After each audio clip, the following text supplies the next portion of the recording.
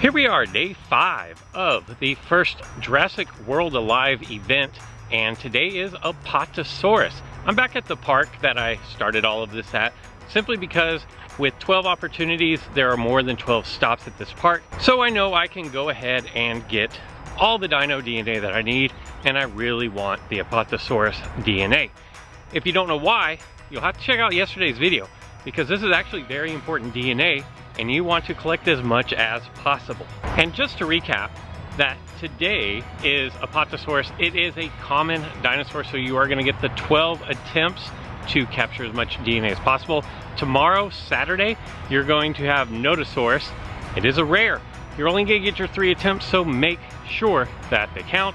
And then on Sunday, to close out the event, we have Stegosaurus, which is a common, again with the 12 attempts. If you don't catch Stegosaurus, it's okay. Stegosaurus is one of the most common dinosaurs in the game currently. However, I will say, probably want to catch all of that DNA, because there are a lot of hybrids that you can make out of Stegosaurus, and the one that is of most interest to me personally is the Stegosaurus, which is a legendary dinosaur.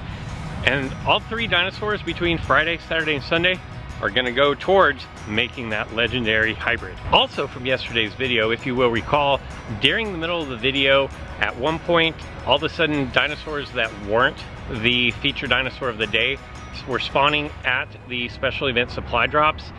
And then later on in the video, I showed you where Jurassic World had tweeted out that they had a fix for it, and everything seemed to be good.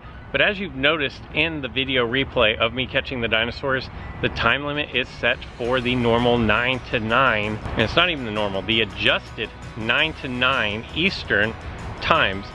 But to make up for that, the creators have said that they are going to increase other spawns to make up for the lost DNA of not having the opportunity to catch dinosaurs from the other 12 hours, from 9 p.m. Eastern until 9 a.m. So it looks like that is going to be their fix for this first event.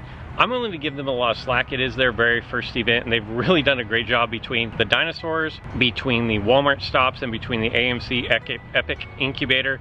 I think that this is a great way to start the game, and I'm really excited for the future of the game, if this is going to be how they continue to roll out special events.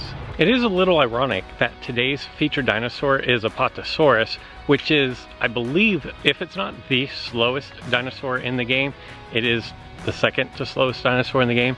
I believe it has 102 speed base, when today's video is actually about speed. Apatosaurus will not be on our top 10 list for fastest dinosaurs, I can assure you of that. Something else you'll notice is, just like in yesterday's video, while walking through a park where you would expect to find Apatosaurus, even if the event weren't going on, we ran into another just regular spawn of an Apatosaurus, and as you can tell, it did not count towards our limit of 12 for today.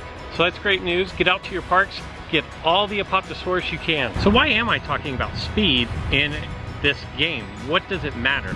Well, speed is actually very important, because when you go into battle, speed determines who goes first. When you look at your dinosaurs, speed is going to be a fixed number in the game. In fact, only health and damage are going to increase when you evolve a dinosaur, and they're going to increase at about a 5% rate. It's not exactly, there is a formula for that. Suffice to say that it's about 5%. And the reason why you want at least 2 fast dinos on your team is because speed is the determining factor in who goes first, but you want to be careful. Some dinosaurs have a priority move which will override your raw speed. That's very important to keep in mind. Now, the question is going to come up. What if I choose a dinosaur that has the same speed as my opponent? And that's a great question. The way ties are broken right now in the game is the level of the dinosaur. So if I have a level 8 Utahraptor and my opponent has a level 9 Utahraptor, they're going to go first. Now, the next tiebreaker is kind of funny, and it's going to put you under the gun because you don't know what your opponent's going to pick. But the next tiebreaker for speed is, if I have a level 8 Utahraptor and my opponent has a level 8 Utahraptor, the person who picks their move first goes first. keep that in mind. So if you know you're gonna use one of your raptors as your speed dinosaur, make sure you know exactly which move you're gonna use and you mark it quickly. Don't be indecisive. Be very decisive on that. Because honestly, if you've got a raptor versus raptor and they're the same level, whichever one goes first is going to win that battle. Now there are two basic strategies for how to use speed in this game. You can open with speed. That's the first strategy. The second strategy is going to be the revenge kill with speed strategy. Now, the opening with speed is exactly how it sounds. You are going to start the battle using your fastest dino first with the hopes of getting the quick knockout on a slower opponent. The revenge kill strategy is a little more involved and it's going to be a little higher level of thinking, because what you're going to do is you probably want to open with a tankier, beefier type dinosaur, so that if your opponent does bring out their raptor or their speed dino trying to get the quick kill, you can survive the first 2 turns in order to knock it out, because while these dinos are fast and strong, they have very little in the way of defense. So what you're gonna do in the revenge kill strategy is open up with a slower dinosaur. Most likely you're going to have at least one dinosaur knocked out during the battle. That's just the way it's gonna go, unless you're really good about swapping out and you get some critical hits and some one-hit KOs. Most likely you are going to lose at least one dinosaur. When you do, you bring in your speed dinosaurs, so your raptors. How this is different than just swapping out from one of your tankier dinosaurs into one of your faster dinosaurs is because when you swap out, that is actually considered your move, and you're going to leave your glass cannon of a dinosaur completely exposed to being one-hit KO. So it's very important you wait until you get knocked out before you bring in your speed dino if you are going to use the revenge kill strategy. The reason why the revenge kill strategy can be very successful and is a great weapon to have in your bag of tricks is because you are going to absolutely limit the exposure that your less defensive dinosaur has to a higher attacking dinosaur. So for example, Utahraptor's pounce attack is going to deal 2 times damage, which is absolutely great because it hits pretty hard as is. But the better part of this is it's actually going to reduce your opponent's damage into you by 58% for 1 turn. This is going to force your opponent to do one of 2 things. They're either going to have to swap out, which is going to give you 2 free attacks on the next dinosaur, or he's going to risk losing their dinosaur. So now that you know 2 of the strategies for how to successfully run your speed dinosaurs, let's go over the top 10 list. It's actually top 11 list. There are 2 groups of 4, which is going to be 8. There's a group of 2, which is going to be 10, but that leaves off the number 1 dinosaur. So you actually get a bonus dinosaur, if you will. There are 4 dinosaurs with a speed stat of 128. They are the Utahraptor, the Parasaurolophus, which actually has the highest health ranking of all of these speed dinosaurs in this list, the Nundasuchus, and the Stegosaurus. There are also 4 dinosaurs with a speed rating of 129. The first one being, and I'm absolutely going to butcher this name, but I think it's Stegosaurus. I'm really doing better on these names, but this one, I don't know. It is an epic rarity dino that has the 3rd highest health rating on the list, but it also has the lowest damage stat on the list.